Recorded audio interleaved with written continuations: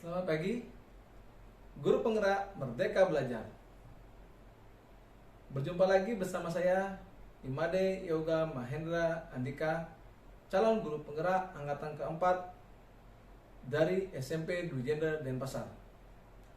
Pada kesempatan ini, saya akan berbagi video tentang kegiatan modul 3.1.A.4.1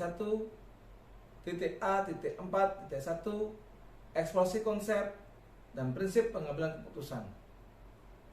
Pada video ini, saya akan melakukan wawancara kepada rekan sejawat mengenai studi kasus yang ada pada modul 3.1 yang saya pilih. Mari kita saksikan wawancara saya dan tanggapan rekan sejawat terhadap kasus yang saya sajikan.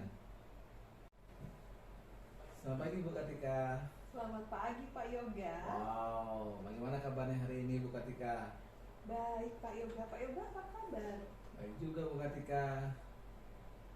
Begini Bu Kartika, saya minta Bu Kartika datang ke sini. Iya. Saya minta waktu sebentar untuk wawancara.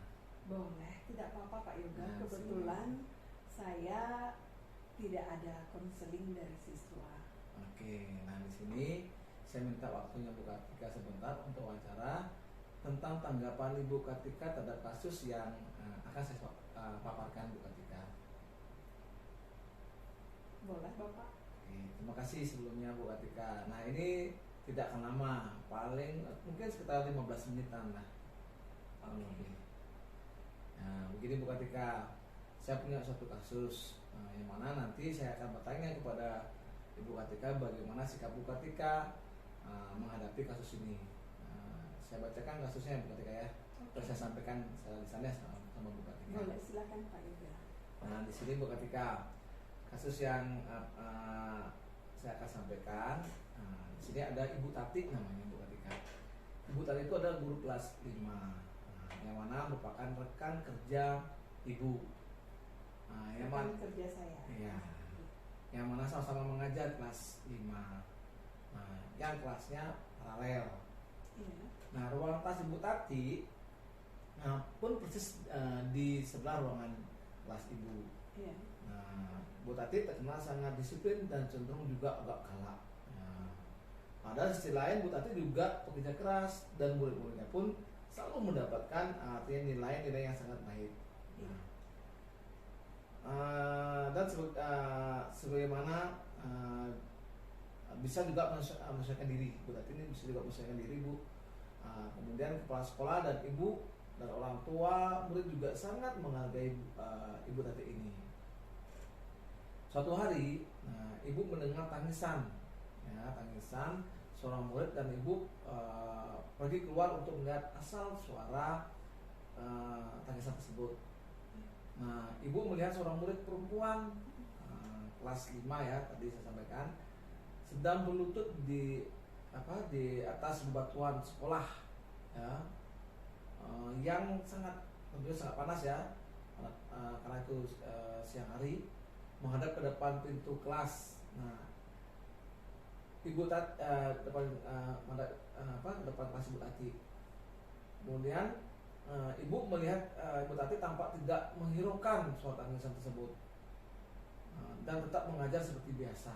Namun ya, ibu bisa melihat bahwa beberapa murid di kelas, Ibu Tati mencoba untuk mencuri pandangan keluar kelas ya, melihat temannya yang sedang menangis dan berlutut di terik matahari. Nah, apa yang harus ibu lakukan terkait dengan kasus yang saya tadi sampaikan kepada ibu? Mungkin ibu bisa membantu saya. Baik Pak Yoga, saya akan mencoba menjawab.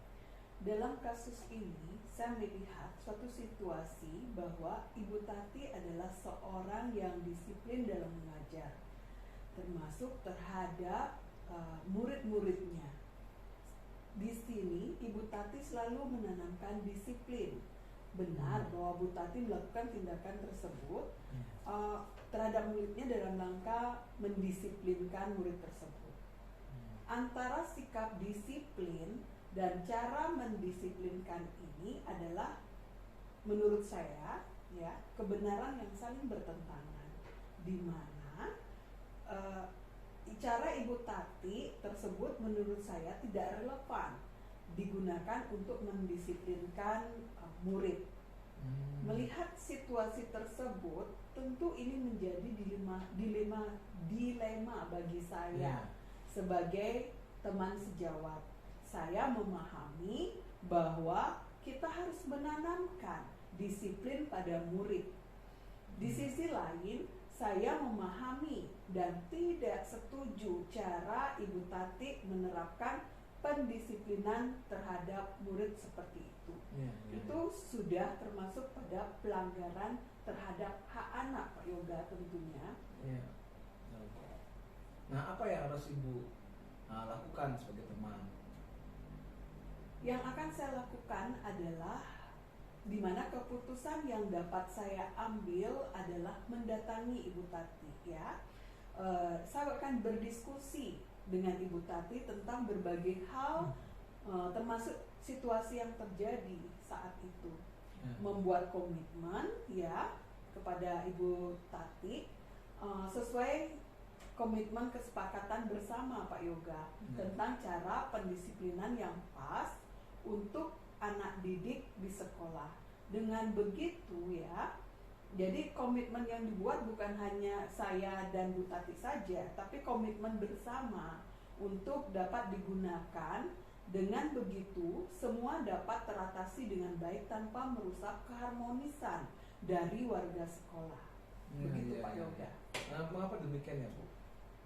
Menurut saya, cara berdiskusi merupakan cara terbaik dilakukan tanpa menggurui atau menjudge, sehingga moral dan etika tetap berjalan beriringan sesuai aturan yang ada.